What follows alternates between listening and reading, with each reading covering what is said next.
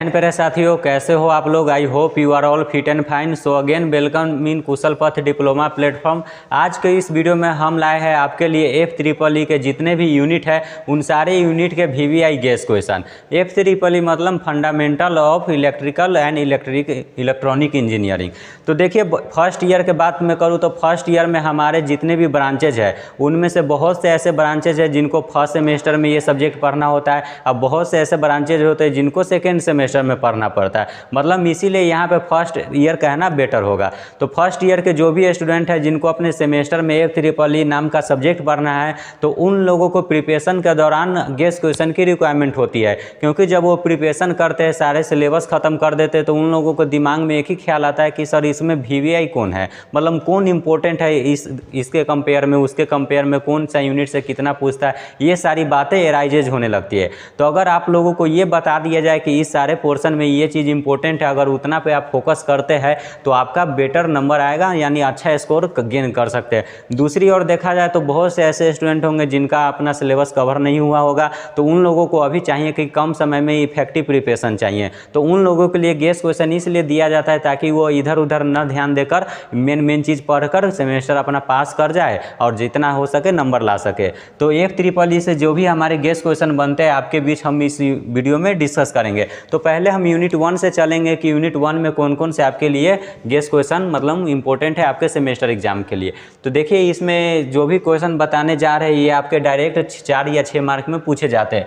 पहला यही है कि व्हाट इज करेंट, मतलब पहला क्वेश्चन अगर बन सकता है तो पूछेगा what is current source, define ideal and practical current source. ये आप लोगों को 4 मार्क में पूछे जा सकते हैं। What is electric current, difference between AC and DC, यानी अल्टरनेट करंट और डायरेक्ट करंट। अगला जो आता है concept of ideal and practical current source, ये आपसे पूछा जा सकता है। दूसरा टर्म हो सकता है डिफाइन करने के लिए कि analogy of charge, potential difference, EMF, ये इलेक्ट्रोमोटिव फोर्स, ये आपको 4 मार्क में पूछा जा सकता है। What is effect of current, current का प्रभाव क्या, right about heating, magnetic and chemical effect current, ये आपसे क्वेश्चन पूछे जा सकते हैं। देखिए, यहाँ पे मार्किंग नहीं किया गया तो आप लोग समझ जाइएगा कि ये अलग अलग क्वेश्चन है। चलिए अगला क्वेश्चन की बात करता था। What is open and short circuit condition of electric current. अगला क्वेश्चन क्या है, what is capacitor, right is function. Capacitor क्या है, इसका फंक्शन क्या है, अगर आपसे टाइप्स पूछा जाएगा तो टाइप से भी बताइएगा। ये 4 या 6 मार्क में पूछे जाएंगे। अब बात आती है कि सर आप इतना जल्दी जल्दी बता रहे हैं, इसमें कुछ एक्सप्लेनेशन नहीं दे रहे। तो देखिए, अगर एक्सप्लेन करेंगे तो सारे यूनिट को बताना थोड़ा लंबा हो सकता है, और इस वीडियो में हम मेनली आपके लिए गेस क्वेश्चन लेके आए। अगर कोई डाउट होगी तो आप लोग कमेंट करिएगा। अगर कोई वीडियो अगर बनने लायक होगी इस पर तो हम जरूर देंगे आप लोगों के लिए। Right about series and parallel क्या है, कम्बिनेशन ऑफ कैपेसिटर, यानी कैपेसिटर को कैसे सीरीज में और पैरेलल में कनेक्ट किया जाता है इसके बारे में बताना है। Right and define types of capacitor, वही बात बोले है कि कैपेसिटर और इसका फंक्शन, वर्किंग डायग्राम, टाइप्स, ये सब आप लोगों को पता होनी चाहिए। व्हाट इज इंडक्टर, इंडक्टर क्या है, right it properties and define induction. Induction क्या होता है, तो वो इंडक्टर का प्रॉपर्टी होता है, ये आप लोगों को बताना है। डिफाइन टाइप्स ऑफ इंडक्टर, और इसके कितने टाइप्स होते हैं इसको आप लोगों को जरूर देखना है। तो यूनिट 1 से ये हमारे गेस क्वेश्चन के तौर पे आते हैं क्वेश्चन। आप लोग इसमें से जरूर अगर कोई छूट भी जाता है तो ये मत सोचिएगा कि सर ये क्वेश्चन नहीं दिए। देखिए, गेस क्वेश्चन वैसे होते हैं कि जो हर चीज़ में एक अच्छा चीज़ बताता है कि इस चीज़ में ये चीज़ थोड़ा इंपॉर्टेंट होता है। ठीक है, अगले यूनिट की मैं बात करूँ तो देखिए, यूनिट 2 के कौन कौन से आप लोगों के लिए क्वेश्चन बनते हैं। यूनिट 2 में आ सकता है पहला कि राइट शॉर्ट नोट्स आप लोगों को दिए जा सकते हैं इन टर्म पे। पहला आ सकता है AC current, DC current, voltage, power. अगला क्वेश्चन क्या बन सकता है कि right about Ohm's law and derive equation, ये आपको 6 मार्क में भी पूछे जाते हैं और ये हमारा VVI भी रहता है आपके लिए।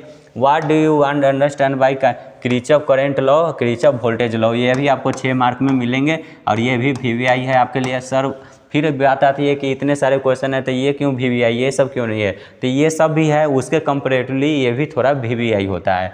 अगला बात क्या है, what is element, define active and passive element, ये आप लोगों को बताना है। एक्टिव क्या होता है, पैसिव क्या होता है, ये आप लोग पढ़े होंगे।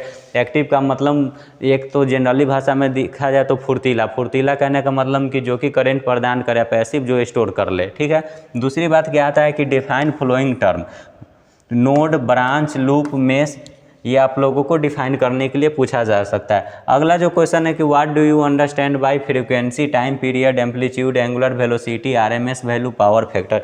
ये आप लोगों को 4 मार्क में पूछ देंगे, 2-4 टर्म दे देंगे, आप लोगों को वहाँ डिफाइन करना होगा, ठीक है। तो ये सब टर्म के बारे में आप लोगों को जानना चाहिए।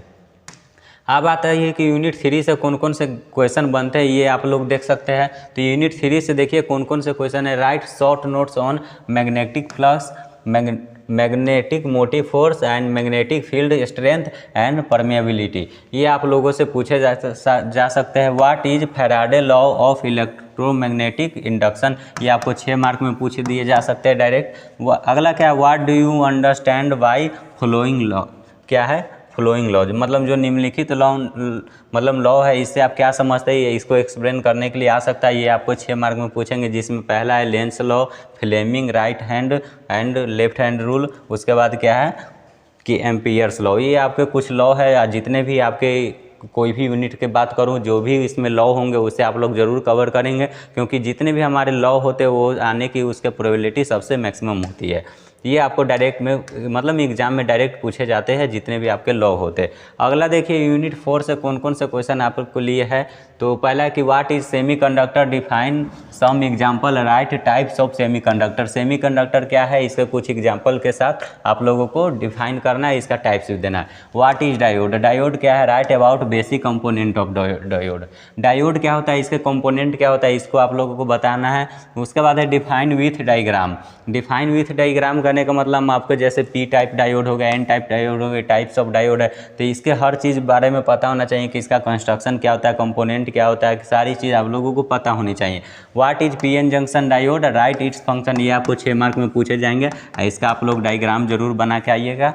उसके बाद क्या है, राइट शॉर्ट नोट्स पूछे जा सकते हैं। BJT bipolar junction transistor, NPN, PNP, these are 3 types of transistor, मतलब ट्रांजिस्टर के ये टाइप्स होते हैं। इसके कैरेक्टरिस्टिक्स के बारे में आपसे पूछा जा सकता है और सिंबल आपसे पूछा जा सकता है। व्हाट इज एफईटी, क्या है, right its operation and characteristics. ये भी आप लोगों से पूछा जा सकता है, जो कि हमारा ट्रांजिस्टर का टाइप होता है। तो ये थे हमारे यूनिट 4 से इतने सारे क्वेश्चन। अब बात आती है यूनिट 5 से कौन कौन से क्वेश्चन होंगे, आप लोग देख सकते हैं। तो यूनिट 5 से हमारे जो भी क्वेश्चन आप लोगों की स्क्रीन पे होंगे। What is number system, define some types number system like binary number के बारे में आप लोगों को बताना है। डेसिमल नंबर हो गया, ऑक्टल नंबर हो गया, हेक्सागोनल नंबर हो गया। इस पर आप लोग सिंपल नंबरिकल भी सॉल्व करते होंगे कि कैसे एक नंबर से दूसरे नंबर में चेंज किया जा सकता है। What do you understand bye Boolean algebra, ये आपको 6 मार्क में पूछे जाते हैं, काफ़ी ज़्यादा इंपॉर्टेंट है। बुलियन अलजेब्रा से आप क्या समझते हैं। डिफाइन डीई मॉर्गन लॉ, ये भी आपको 6 मार्क में पूछे जाते हैं, ये भी इंपॉर्टेंट में आप लोग कंसीडर करेंगे। What do you mean by logic gate and describe its type, ये भी आपके लिए इंपॉर्टेंट है कि लॉजिक गेट क्या है, इसके टाइप्स के बारे में बताना है और इसका सिंबल पूछा जा सकता है, सिम्बॉलिक रिप्रेजेंटेशन। और यहाँ से एक और क्वेश्चन बनते हैं। क्वेश्चन क्या बनते हैं कि कुछ आप लोगों को बुलियन अलजेब्रा यानी एक्सप्रेशन दे दिए जाएंगे, उसको आप लोगों को सॉल्व करना पड़ता है। जैसे 4 मार्क या 6 मार्क में पूछ देंगे, 2-4 एक्सप्रेशन दे देंगे, और जैसे आप लोग पढ़े होंगे कि a + b × c d ऐसे कुछ प्रकार का एक्सप्रेशन होते हैं, तो ये इसको आप लोगों को सॉल्व करना पड़ता है। तो इस पर आप लोग ज़रूर प्रैक्टिस कर लेंगे और ये सब आपके एग्जाम के लिए इंपॉर्टेंट है। तो अभी तक जितने भी कोई क्वेश्चन आप लोगों को दिए हैं हमारे हर एक यूनिट से, जितने भी उसमें यूनिट में पोर्शन है, सिलेबस है, उनमें से ये काफ़ी हाईलाइटेड क्वेश्चन सब होते हैं। अगर आप लोग एग्ज़ाम देने जाते हैं, अगर आप लोगों को लगता है कि क्या पढ़ के जाए, नहीं पढ़ के जाए, कौन इंपॉर्टेंट है, तो आप लोग इतने सारे टॉपिक को कवर करके जाइए, अच्छे से अच्छे मार्क स्कोर कर सकते हैं। जिन बच्चों को डर लगता है कि सर कुछ आइडिया नहीं लग रहा है, क्या है नहीं है, तो लोग ज़रूर इस वीडियो को प्ले करेंगे, अपने दोस्तों तक भी ज़्यादा से ज़्यादा शेयर करेंगे, ताकि उन लोगों को भी अपने एग्ज़ाम के दौरान ये सब मिलकर हेल्प हो। तो चलिए, मैं उम्मीद करता हूँ कि वीडियो अच्छी लगी होगी। तो आज के इस वीडियो के लिए इतना ही रखते हैं, मिलते हैं नेक्स्ट वीडियो में। Thank you, all the best.